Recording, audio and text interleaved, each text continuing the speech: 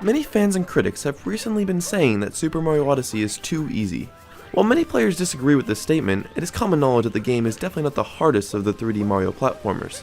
This is no big deal for dedicated players, however, as plenty of new challenge categories have popped up over the past couple months in an attempt to increase the game's difficulty.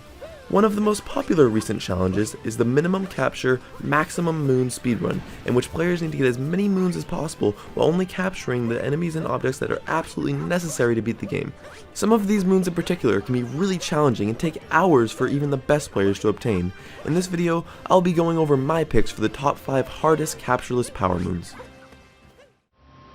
It's pretty interesting how the very first moon in the game can be so challenging to get without capturing anything.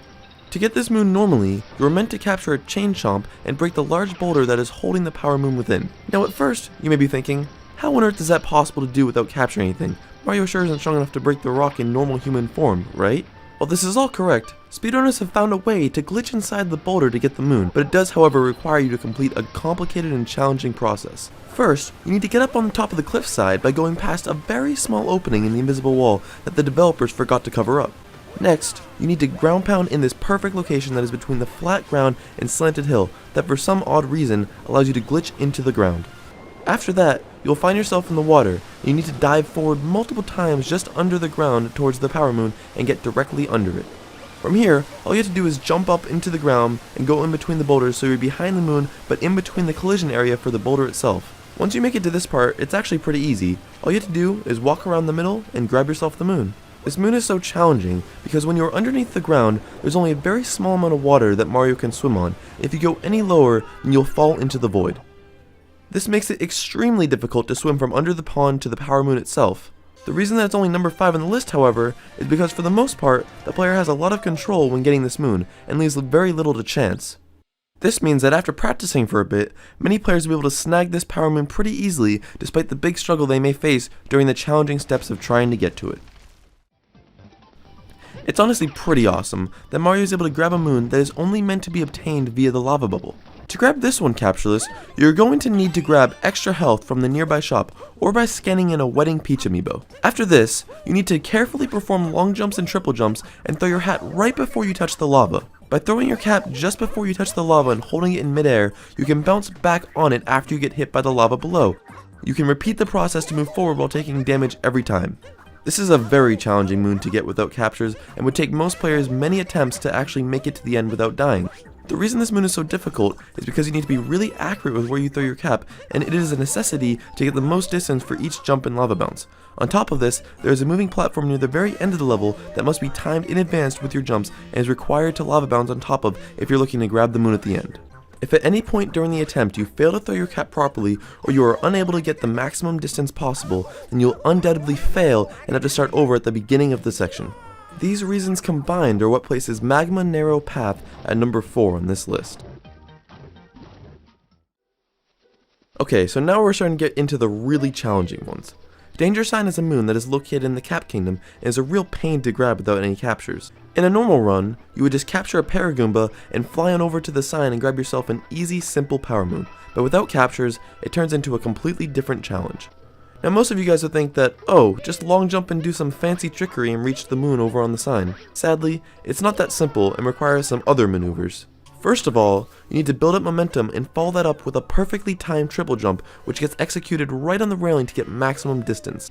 Even this, however, is not enough distance to grab this moon, and there is one more thing you must do. You need to grab the flying bird just as it passes by you. This increases the challenge level to a whole other extent, as you not only need to execute it perfectly, but also time it perfectly so that you get your peak distance just as the bird passes right in front of you. This needs to be very exact, as if you were even just a little bit off, then the bird will straight up turn around and go the other way, leaving you to fall straight into an endless abyss.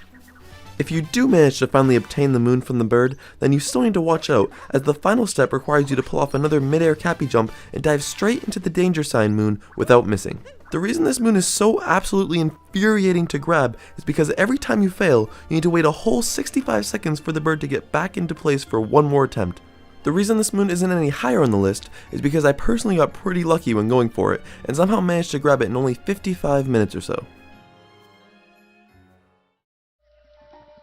Twist and Turn Up Treasure is located in the Lost Kingdom and would normally require you to grab the key that is located in the small crevice under the land via a tropical wiggler. To get it Captureless, you need to long jump from the very edge at just the right spot and barely squeeze through the small area and grab the key. After this, you just have to throw your cap backwards the other way and jump back onto the land, all without touching the poison or bonking into the wall. This is a moon that does not look as hard as it is, but trust me when I say it's hard.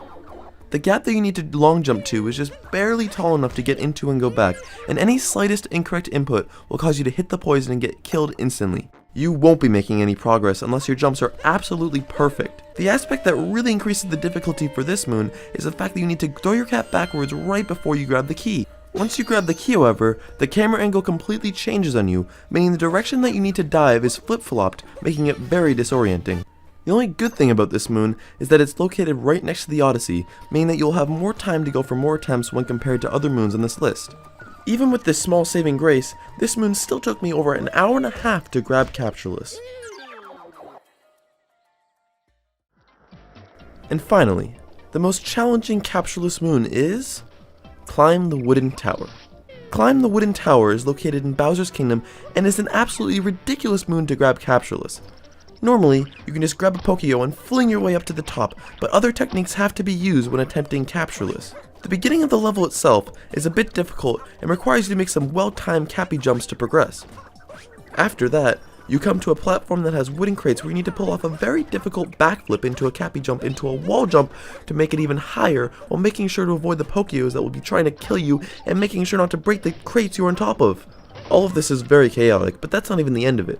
Next is the hardest part of the moon, where you need to perform a perfectly timed ground pound jump into a cappy dive jump to shortly slide along the wall, and then perform a backflip off the corner of the rotating block right when it's spinning. That's right, you need to backflip off the corner at just the right time, and you have literal split seconds to do it all properly. But it's not over yet. After you're on top, you need to line up right to the very edge of the corner without falling, and perform another cappy dive jump and barely get enough distance to grab onto one of the Bowser flagpoles that's floating in midair. The Pokeos are constantly respawning, and if you mess up at any point, you're probably going to end up falling into the void and have to restart all the way back at the beginning of the challenge area. I went mental grabbing this moon, as it took me 2 hours to get, and the combination of perfect timing, alignment, and execution is the reason why Climb the Wooden Tower is the hardest Captureless power moon. Please keep in mind that these power moons were what I found to be the hardest, and are based off of my own experience with them. There's a good chance that you had different experiences, and you may have found some of these harder and others easier than I did. Remember to list what you think are the top 5 hardest Captureless power moons below, and tell me why you feel that way. Also remember to leave suggestions for more top 5 videos and other Super Mario Odyssey content that I can make. Lastly, please remember to like the video and subscribe to my YouTube channel if you found this video informative and entertaining and want to see more videos in the future on Super Mario Odyssey and other games in general. Thank you guys so much for watching, and have a wonderful day.